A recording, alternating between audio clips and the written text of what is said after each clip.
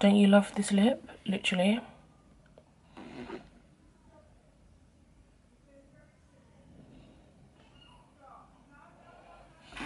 Fenty is life.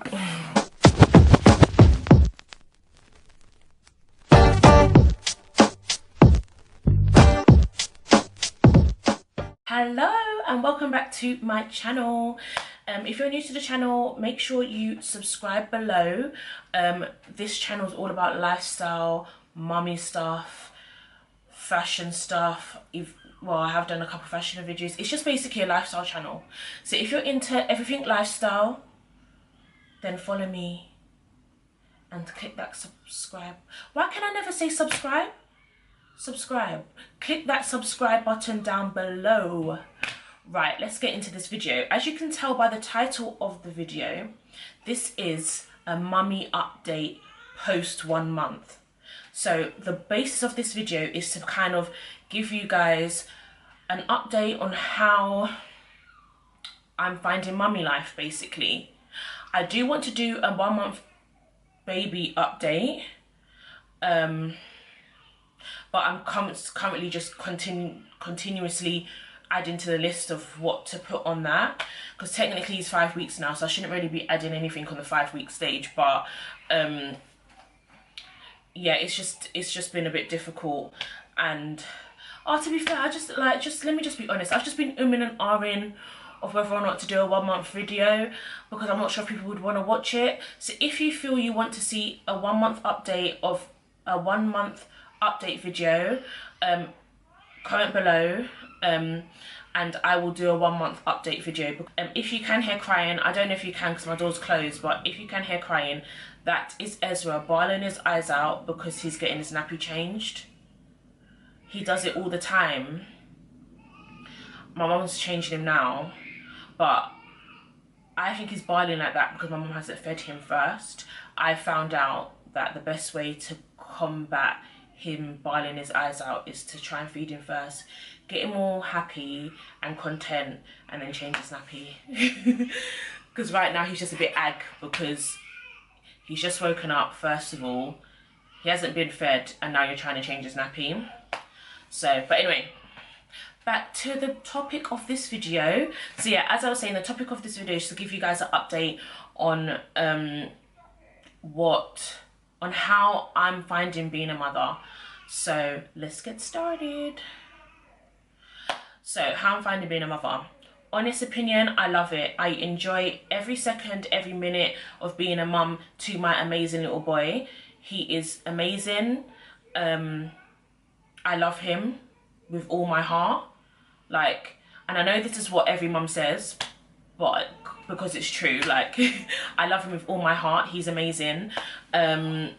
He is the best thing that's ever happened to me. That is literally so cliche, but he is the best thing that's ever happened to me. And yeah, I love him so much. What else can I say? I don't know why I'm finding this hard. I had all of this stuff in my head and then now it's just gone. One thing I could say about being a mum, it was literally the most humbling experience in my life. To know that you have been given this opportunity, or given this blessing, not opportunity, blessing from God, to be this little human's mother, is the most humbling experience of my life. To know that God chose me, like he chose me and his dad, but he chose me, because I'm talking about mum updates, to be this young amazing man's mother. And that is so humbling. I've never had an experience or feeling of humbleness like how I feel after having Ezra. And I never thought that I would feel this way. And that's the odd thing. I never knew how I was going to take motherhood. I didn't know if I was going to be really, really upset and overwhelmed. I didn't know if I was going to be really bad at it. I didn't know if I was going to be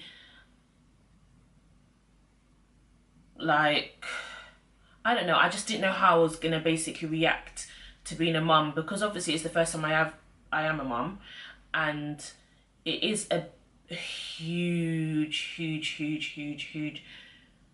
change. Like, I've never had to look after someone before like the way I have to look after my son. Do you get what I mean?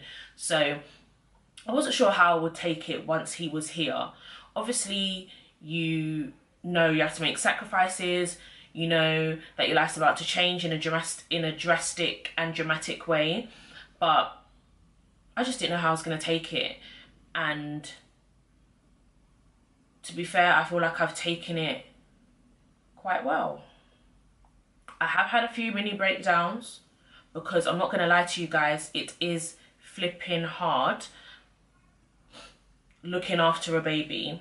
It is so hard, and even though it's rewarding and even though you love it when you see the little fake smiles, because obviously he's only 5 weeks old, so they're not real smiles, but when you see the little fake smiles and you see him being content and chilled out in his cute little outfit, in his little swing, and you look at him and just like, oh my bubs, like, even though you got those moments, there are a lot of hard points as well, like so much other hard points, but I feel that's what comes with being a mum.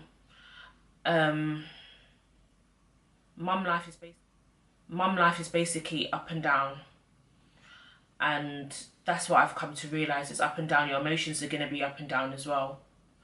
So and to me that's normal. The hardest part for me has been seeing him in pain. I've had 2 occasions where that's been the case. So one occasion was when he had to go to hospital because he was having he was doing certain movements, and I would say the movements looked as though he was either having a fit or a seizure. So I took him to hospital and he was admitted into hospital. So we was in hospital for a week. The worst part of that was he had to have loads and loads of tests done because of the movements, and they wanted to confirm that he wasn't having a seizure. So part of that was to do something what they call a lumbar puncture, which means they have to take fluid from his spine. Oh my gosh, I could hear my baby screaming. First of all, I went in the first time when they were trying to cannulate him because they wanted to put dye in his blood so that when he had an MRI scan that they can see whether or not he had they can see all the blood vessels basically around the brain to confirm that there wasn't any sort of seizure activity on the brain. So when they were trying to cannulate him, because of another scenario when he was in the hospital, when I gave birth to him, he had to have antibiotics. So they obviously put cannulas in his hands. I think they had tried one and that one didn't work, so they tried the other one. So both of his hands were bruised. So when they went to cannulate, they couldn't use his hands. So they started looking for other places to use. So they were trying to cannulate in his foot, his leg. Oh my gosh, like they were pricking him like he was a flipping pin cushion. And it was the most heartbreaking thing to see your baby bawling his eyes out because these horrible doctors are hurting him. So when I then, obviously when they couldn't get the cannula in and they told me you have to do this other procedure now, I was also in bits because I was like, firstly, I can't follow him into the room because the first time round scarred me for life. And unless it's like a little injection, like when he has his immunizations, like I can handle that. But watching these doctors constantly prick him and try and put a needle in his foot, his hand, his arm and his leg, they even suggested his head, which I wasn't going to allow, was crazy. So I literally couldn't watch them do the other procedure, so I'd let them take him away. But I could hear him screaming. Oh my gosh, that was horrible. Like, and that was the first time when I realized, oh crap, Serena, you're a mum. You're a mum, because that feeling of they are doing something to hurt my baby, as a mum, all you want to do is protect your young. all you want to do is protect your child. And the thought of not being able to protect him in that moment was one of the hardest things I had to go through. Obviously, there's most going to be more other harder scenarios in the future, but that was one of the hardest things I had to go through. Another hard thing that I would say is hard for me is he currently is going through a situation where he has constipation and he's constipated, and he's in so much discomfort. It's unbelievable, and I've been trying everything. But if you want to know more about that, I will put that in his 1 month update video. But but it's not working, and the discomfort that he's enduring is horrible. And it's like, all you want to do is just pick him up and hug him, but even if you pick him up and hug him, he's wriggling around, and you just see him like get woken up out of his sleep with this discomfort pain, and all you want to do is just take it away. You just want his constipation to be given to you somehow, because you just don't want him to go through it. So that's like another hard thing that I'm going through at the moment, watching my baba squirm because he's having trouble going toilet. So the fact that he's going through that has made him very, very, very, very, very groggy and very, very, very, very, very cryy. So I'm having to battle him crying a lot, which I was not used to, because he never used to cry a lot like how he cries now. Before, he would only cry if there was something wrong, as like he needed feed. It was a sorry about that. I don't know, I feel like I'm so tired. Him needing feeding was the main reason he cried. He wouldn't really cry because of anything else. And on odd occasion, if he's realised that he's gone toilet, or if he has weed and it somehow got out of the nappy and gone on his clothes, he'll do like a little screamy noise. And apart from that, like, he would never really cry. He'll just do like a little whimper. Even when he was like awakening out of his sleep, he would never cry. It would just be like a little kind of noise. But now he cries. He cries for everything. He cries because he's woken up. He cries because he needs to eat food. He cries because he's done a poo. He cries because he's done a wee. He cries when I'm changing him. He cries when I'm changing his clothes. He cries if I'm touching his head. He cries for everything now. And obviously, because of his constipation, he cries even more because of that as well. So that has been very hard to deal with and to handle, because you've gone from one point of your child being this not like just this chilled out boy that doesn't really cry that much, that, you know, once you fed him, he's sleeping for 3 hours, and you can kind of do little things around the house because he's no hassle. He's not going to wake up in the middle of it crying or anything like that, to a child / baby who is constantly crying about everything. As soon as you put him down, he cries. So that has been hard to handle, and I'm not going to lie, like, I have had a mini breakdown where we were both sitting there crying. I cried, he cried, I cried, he cried. And I cried for about 10 minutes, and I just thought, you know what, Sula, like, just get over it now. Like, you just got to deal with it. And then I just go and I dealt with it. Like, I can laugh now, but I just want to say to you, all you mums out there, like, it's not bad if you cry.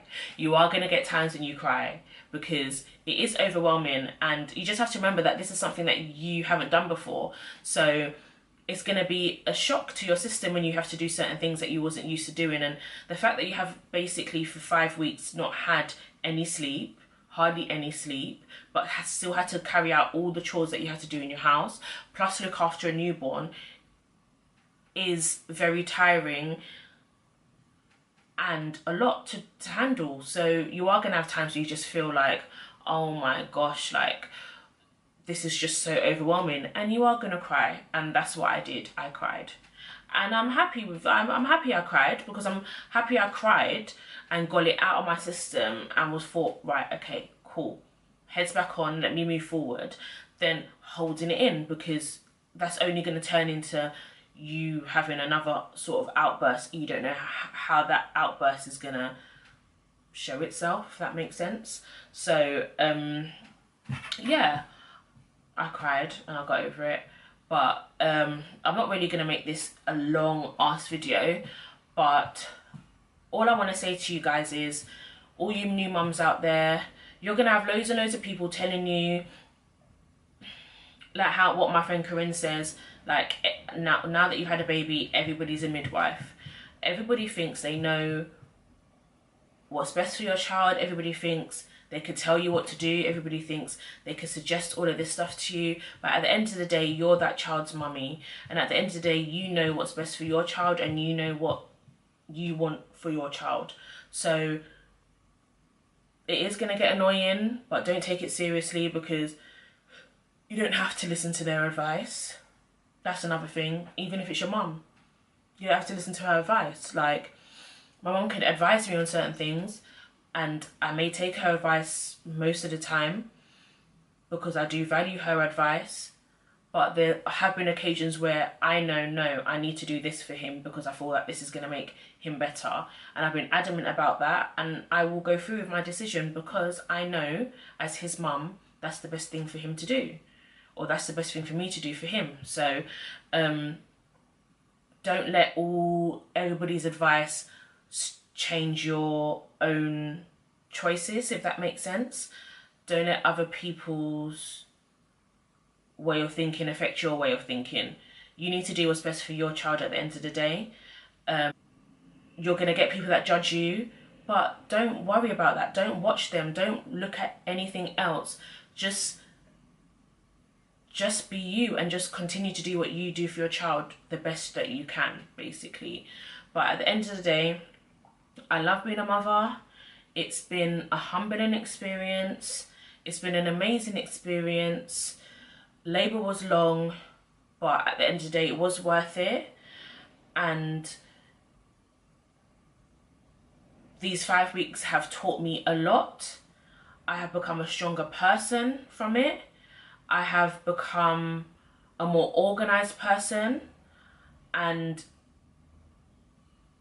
even though it is hard being a mum, because it isn't easy, and I don't want anyone out there to think that it's the easiest thing being a mum, because it isn't. It is the most rewarding experience you will ever experience in your life. What's on my lips? This is Rihanna Fenty Clapback, and on my face I've got Fenty 380, and then I've got, yeah, I'm wearing not highlight, what's it called, concealer in LA Girl in Fawn, and yeah, the camera just cut out for a second, so I just want to say bye guys, and thank you for watching my video. Make sure you comment, like it, and subscribe down below, and make sure you come and check out the next video that I put up, and I will see you all soon. Bye.